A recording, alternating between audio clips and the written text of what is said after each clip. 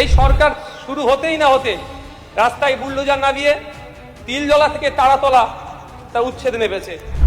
সমাজের গরিব, নিম্নবিত্ত, নিম্ন মধ্যবিত্তদের উপরে যেভাবে নির্বিচারে বুলডোজার চলছে, একদিকে আদালতের গাইডলাইনকে অমান্য করে, অপরদিকে সরকারের ন্যূনতম যে প্রোটোকল, যে পরিকাঠামো আছে সেটাকে তোয়াক্কা না করেই দোকান ঘর গুমটি নির্বিশেষে বুলডোজার চালাচ্ছে। ফলে তাদের রুজিরুটি, বাসস্থানের সংকট দেখা দিচ্ছে। এটা কতটা স্যার নৈতিকতার মধ্যে পড়ে?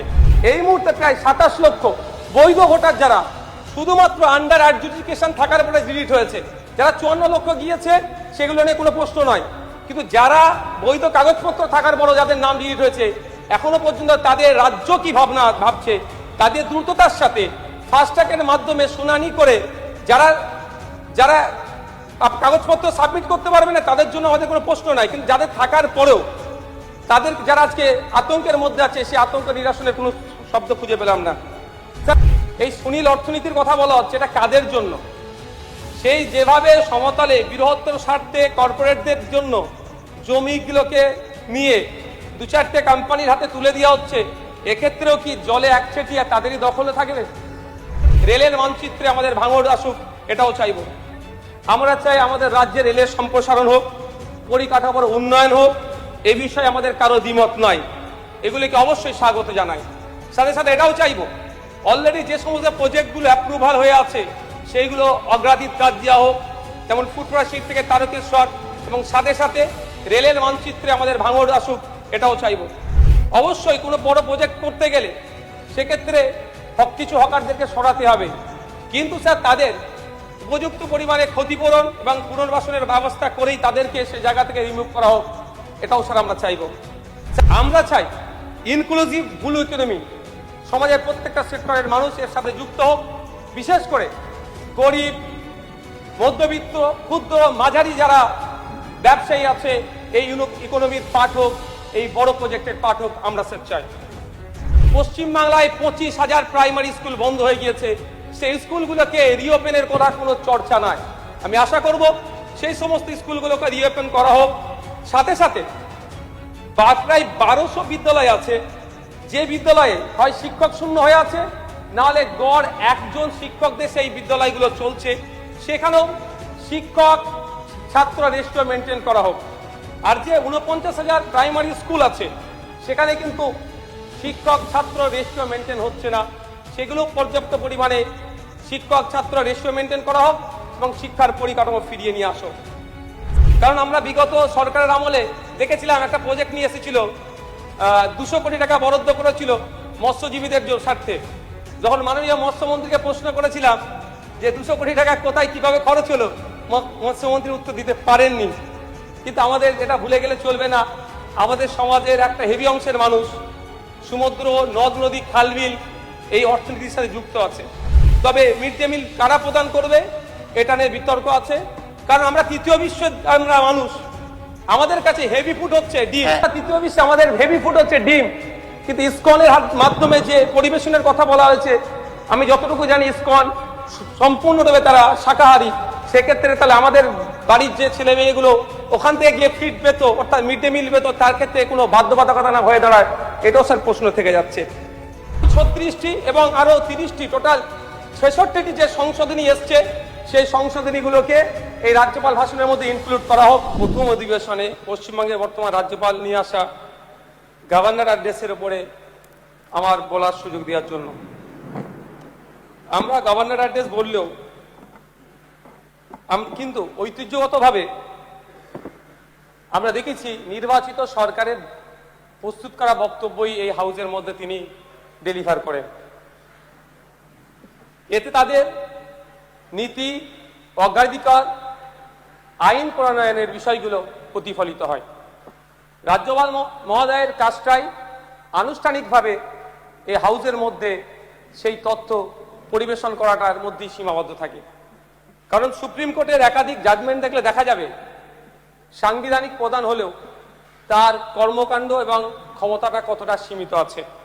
আমরা যদি শামশের সিং বনাম পাঞ্জাব রাজ্যের মামলা দেখি, দেশের সুপ্রিম কোর্ট সেখানে দৃঢ়ভাবে প্রতিষ্ঠা করে যে রাষ্ট্রপতি এবং রাজ্যপাল হলেন সাংবিধানিক প্রধান তাদের অবশ্যই মন্ত্রী পরিষদের সাহায্য ও পরামর্শে কাজ করতে হবে। আরেকটি মামলা যদি দেখি, নাবাম রেবিয়া বনাম ডেপুটি স্পিকার, এই মামলায় রাজ্যপালের স্বেচ্ছাধীন ক্ষমতা সীমিত করেছে আদালত এবং রাজ্যপালকে সাধারণত মন্ত্রীর পরামর্শেই চলার কথা বলেছেন। ভেরি রিসেন্ট যে মামলাটা 2025-এ হয়েছে, state of Tamil Nadu versus governor of Tamil Nadu, supreme court রাজ্যপালের সীমাহীন ক্ষমতা এবং ইচ্ছাকৃতভাবে বিল আটকে রাখার প্রবণতাকে লাগাম দেয়। স্যার, গভর্নর স্পিচের প্রথম পয়েন্টে আমি দেখলাম যেখানে রাজ্যপাল মহাশয় বাংলা দিবস, পশ্চিমবঙ্গ দিবসের উল্লেখ করেছেন। পশ্চিমবঙ্গ দিবস উদযাপন নিয়ে বিতর্ক আছে, আলোচনা আছে। বিগত সরকার পয়লা বৈশাখ দিনটিকে নির্ধারণ করেছিল। আমার প্রস্তাব ছিল 16ই অক্টোবর দিনটিকে, কারণ 16ই অক্টোবর 1905 সালে রবি ঠাকুর বঙ্গভঙ্গ রদের জন্য রাখি পরিধানের যে সূচনা করেছিলেন সেই দিনটিকে স্মরণ রাখার। কিন্তু আমি অদ্ভুতভাবে একটা জিনিস দেখছি, রাজ্যপাল স্যারের বাংলা যে কপিটা আছে বক্তব্যের 20 মে উল্লেখ আছে, ইংলিশ কপিতে 20 জুন উল্লেখ আছে, আর বর্তমান আমাদের পশ্চিমবাংলা সরকার যে নোটিফিকেশন দিয়েছে সেখানে আছে আপনার 20 জুন হিসেবে উল্লেখ করা আছে। যদি এক্ষেত্রে রাজ্যপাল মহাশয়ের বাংলা কপিতে ভুল থেকে থাকে তাহলে এই ধরনের ভুল কিন্তু অনভিপ্রেত। স্যার, রাজ্যপাল মহাশয়ের বলছেন ভয়ভীতি দূরের কথা, সন্ত্রাস মুক্ত পরিবেশের কথা, ধর্মনিরপেক্ষতা বজায় রাখার কথা বলছেন। অবশ্যই স্যার এগুলোকে স্বাগত জানাবো। আমরা চাই সংবিধান মেনে রাজ্য কার্য পরিচালনা করুক, কিন্তু এটা বাস্তবে হচ্ছে কোথায়? এই সরকার শুরু হতেই না হতে রাস্তায় বুলডোজার নামিয়ে তিলজলা থেকে তারাতলা তা উচ্ছেদ নেমেছে। শুধু স্যার হকার নয়, সমাজের গরিব, নিম্নবিত্ত, নিম্ন মধ্যবিত্তদের উপরে যেভাবে নির্বিচারে বুলডোজার চলছে, একদিকে আদালতের গাইডলাইনকে অমান্য করে, অপরদিকে সরকারের ন্যূনতম যে প্রোটোকল, যে পরিকাঠামো আছে সেটাকে তোয়াক্কা না করেই দোকান ঘর গুমটি নির্বিশেষে বুলডোজার চালাচ্ছে, ফলে তাদের রুজিরুটি বাসস্থানের সংকট দেখা দিচ্ছে। এটা কতটা স্যার নৈতিকতার মধ্যে পড়ে? রাজ্যপাল মহাশয় তার বক্তব্যে উল্লেখ করেছিলেন সুনীল অর্থনীতির কথা, অর্থাৎ ব্লু ইকোনমির কথা। প্রধানমন্ত্রী মৎস্য যোজনার অধীনে এই ধরনের অর্থনীতিকে শক্তিশালী করা হবে, মৎস্যজীবীরা উপকৃত হবেন। অবশ্যই আমরা যারা এখানে হাউসে উপস্থিত হয়েছি প্রত্যেকটা সেক্টরের মানুষের উপকৃত হোক সেটা চাওয়ার জন্য। কারণ আমরা বিগত সরকারের আমলে দেখেছিলাম একটা প্রজেক্ট নিয়ে এসেছিল, 200 কোটি টাকা বরাদ্দ করেছিল মৎস্যজীবীদের স্বার্থে। যখন মাননীয় মৎস্যমন্ত্রীকে প্রশ্ন করেছিলাম যে 200 কোটি টাকা কোথায় কিভাবে খরচ হলো, মৎস্যমন্ত্রী উত্তর দিতে পারেননি। কিন্তু আমাদের এটা ভুলে গেলে চলবে না, আমাদের সমাজের একটা হেভি অংশের মানুষ সমুদ্র, নদ নদী, খালবিল এই অর্থনীতির সাথে যুক্ত আছে। কিন্তু প্রশ্ন স্যার থেকে যায়, এই সুনীল অর্থনীতির কথা বলা হচ্ছে, এটা কাদের জন্য? সেই যেভাবে সমতলে বৃহত্তর স্বার্থে কর্পোরেটদের জন্য জমিগুলোকে নিয়ে 2-4টে কোম্পানির হাতে তুলে দেওয়া হচ্ছে, এক্ষেত্রেও কি জলে একচেটিয়া তাদেরই দখলে থাকবে? কারণ আমরা দেখতে পাচ্ছি যেভাবে সেই ফরেস্ট রাইট অ্যাক্ট অ্যামেন্ডমেন্ট বলুন বা বিভিন্ন ক্ষেত্রে উচ্ছেদ করে দু একটি কোম্পানির হাতে তুলে দেওয়া হচ্ছে, এক্ষেত্রে না হয় সেটা কিন্তু আমি নিশ্চয়তা পাচ্ছি না। কতটা সামাজিক উন্নয়ন হবে সেও প্রশ্ন স্যার থেকে যাচ্ছে।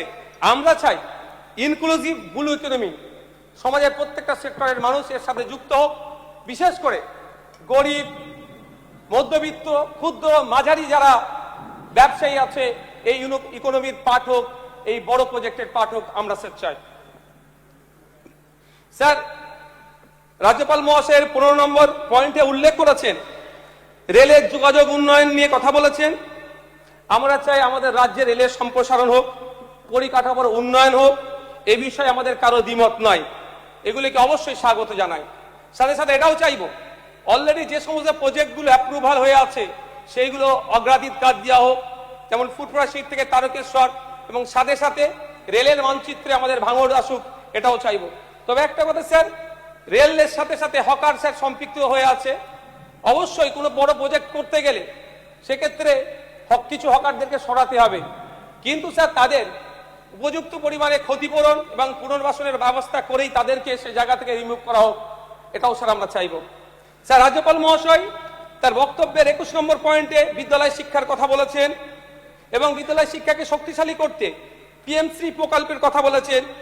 অবশ্যই আমরা এটাকে স্বাগত জানাবো, এটাকে আমরা বিরোধিতা করতে পারি না, কিন্তু একটা ভয়াবহ চিত্রের কথা তার বক্তব্যে ফুটে ওঠেনি। সেটা হচ্ছে যে 2012 থেকে সরকারি তথ্য অনুযায়ী 2012 থেকে গত বছর 5ই আগস্ট পর্যন্ত পশ্চিমবাংলায় 25,000 প্রাইমারি স্কুল বন্ধ হয়ে গিয়েছে।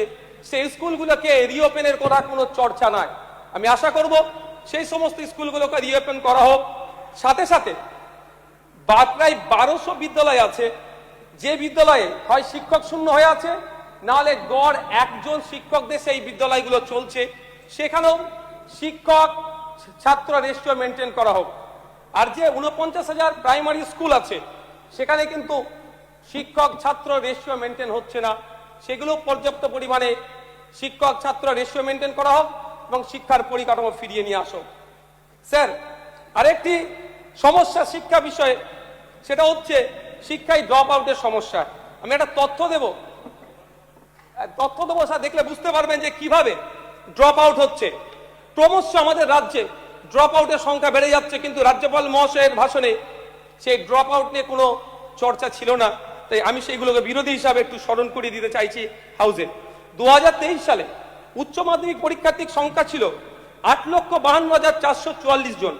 2024 সালে উচ্চ মাধ্যমিক পরীক্ষার্থীর সংখ্যা দাঁড়ালো 7,64,848 জন। কিন্তু 2025-এ এসে দেখলাম আমরা মাত্র 4,73,919 জন। এক লপ্তে এক বছরের মধ্যে প্রায় 3 লক্ষ পরীক্ষার্থী পশ্চিমবাংলায় কমে গেল। কিন্তু দুর্ভাগ্য, যখন বিগত দিনের যিনি আমাদের শিক্ষামন্ত্রী ছিলেন তাকে প্রশ্ন করলে এই বিষয়গুলো সুন্দর তাত্ত্বিক ভাষায় বলে যথাযথ উত্তর না দিয়ে তিনি এড়িয়ে যাওয়ার চেষ্টা করেছিলেন। আমি আশা করব গভর্নর স্পিচে অ্যাড্রেসে এটা ওঠেনি, আগামী দিনে আমাদেরকে এটা নিয়ে ভাবতে হবে কোন পদ্ধতিতে গেলে এটা এই ড্রপ আউটের সমস্যার সমাধান হতে পারে। স্যার, আরেকটা তথ্য দিচ্ছি, 20 নম্বর পয়েন্টে স্যার বলেছে মিড ডে মিলের কথা। গতদিন বাজেটে মিড ডে মিলের বরাদ্দ বেড়েছে, এটাকে স্বাগত জানাচ্ছি। তবে মিড ডে মিল কারা প্রদান করবে এটা নিয়ে বিতর্ক আছে, কারণ আমরা তৃতীয় বিশ্বের আমরা মানুষ, আমাদের কাছে হেভি ফুড হচ্ছে ডিম। 1 মিনিট আছে আর স্যার, একটু আমাকে 2-4 মিনিট দিতে হবে, আজকে সময় হবে না স্যার, একটু দেবেন।